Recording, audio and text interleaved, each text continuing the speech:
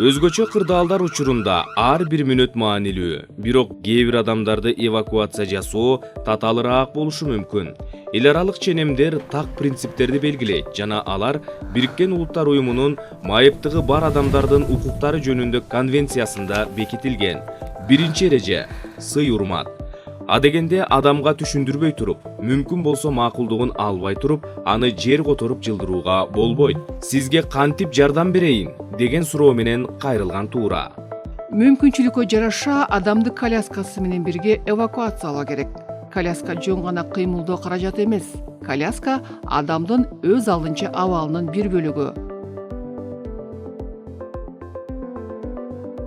Эгерде колясканы колдонууга шарт жок болсо, мисалы тепкичте же урандылар жаткан аң дөң жерде коопсуз ташып чыгаруу ыкмасы колдонулат.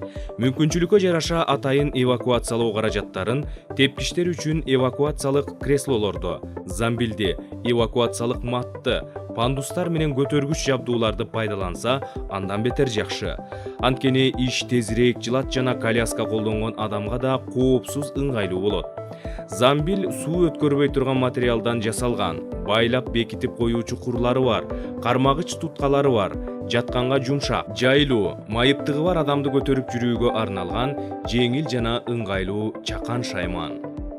Эвакуациялык отургуч бул салмакты бир калыпта бөлүштүргөн, бекитүүчү курлары жана кичинекей дөңгөлөктөрү бар жеңил чакан бүктөлмө отургуч.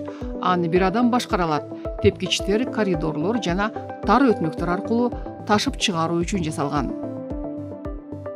Эвакуациялык мат пенопласт төшөлгөн жана жаткан киши кулап кетпеш үчүн жакшылап байлап коюучу курлары бар чакан келемче. Матка адамды жаткырып, бир адам илмегинен сүйрөп кетсе болот, же эки адам эки жагынан кармап көтөрүп кетет.